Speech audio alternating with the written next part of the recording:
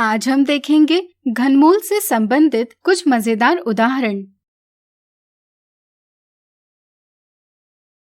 घन यानी क्यूब के आकार वाली एक टंकी का आयतन यानी वॉल्यूम 17,576 क्यूबिक मीटर है। ज्ञात कीजिए कि उसके भुजाओं की लंबाई क्या होगी। आपको जरूर ज्ञात होगा कि एक घन की सभी भुजाएं समान होती है। इसी तरह आपको यह भी ज्ञात होगा कि किसी घन का आयतन उसके किसी एक भुजा का घन होता है। यहाँ हमें घनाकार टंकी का आयतन ज्ञात है। अगर हमें इससे टंकी की भुजा की लंबाई ज्ञात करनी होगी तो यह हम कैसे करेंगे? सोचिए। बिल्कुल सही। चूंकि घन का आयतन बराबर भुजा की घात 3 है, इसलिए हम कह सकते हैं कि घन का आयतन का घनमूल बराबर भुजा की लंबाई। इसलिए यहाँ हमें 17,576 का घनमूल ज्ञात करना होगा। चलिए अभाज्य गुणनखंडन विधि से इसका घनमूल ज्ञात करें। इसके लिए हम 17,576 का अभाज्य गुणनखंडन यानी प्राइम फैक्टराइजेशन करेंगे। इस विधि में हम संख्या को अभाज्य संख्याओं से भाग देते हैं जब तक कि हमें कोई अभाज्य संख्या या एक प्राप्त न हो। जैसे यहाँ हम 17,576 को क्रमशः 2, 2, 2, 13, 13, 13 से भाग देंगे। अंतिम चरण में हमें 1 प्राप्त हो रहा है, इसलिए यहाँ हम रुक जाएंगे।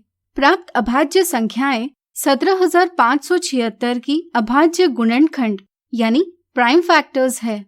अब हम 17,576 को प्राप्त अभाज्य गुणनखंडों के गुणन के रूप में इस प्रकार व्यक्त करेंगे। हम इसे इस तरह लिख सकते हैं, जिसे हम 2 की तीसरी घात गुणा 13 की तीसरी घात इस प्रकार लिख सकते हैं। घातांकों के नियम a की घात m गुणा b की घात m बराबर a गुणा b की घात m के उपयोग से इसे ही हम 2 गुणा 13 की घात 3 यानी कि 26 की तीसरी घात लिख सकते हैं। इस तरह से हम कह सकते हैं कि 26 17,576 का घनमूल है और यही टंकी की भुजा की लंबाई भी है। अगला उदाहरण, निम्नलिखित पहेली को हल कीजिए। मैं 2 अंकों की एक संख्या 79,507 मेरा घन है। अगर है आपको घनमूल की समझ सही तो पहचानिए मैं कौन हूँ।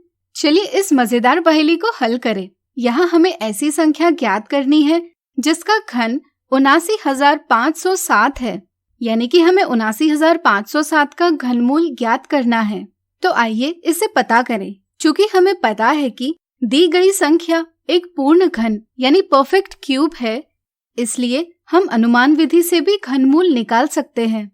पहला चरण, हम दी संख्या में दाएं से 3-3 अंकों के समूह बनाते हैं। जैसे यहाँ हम 507 का एक समूह बनाएंगे और 79 का दूसरा समूह बनाएंगे। दूसरा चरण, यह दी गई संख्या का अंतिम अंक 7 है। इससे हमें ज्ञात होता है कि घनमूल के इकाई का अंक होगा 3। तीसरे चरण में हम देखते हैं कि अंकों का अगला समूह है 79। संख्या 79 4 का घन 64 और 5 का घन 125 के बीच में है, लेकिन 64 यह संख्या 79 से छोटी संख्या है। इसलिए हम 79,507 के घनमूल के दहाई पर 4 लिखेंगे। इससे हमें संख्या प्राप्त होगी 43, जो कि 79,507 का घनमूल है, यानी कि दी गई पहेली का जवाब है 43। तो आज हमने देखे घनमूल से संबंधित कुछ मजेदार उदाहरण। अगली वीडियो में इनसे जुड़ी कुछ सामान्य गलतियों को जानेंगे।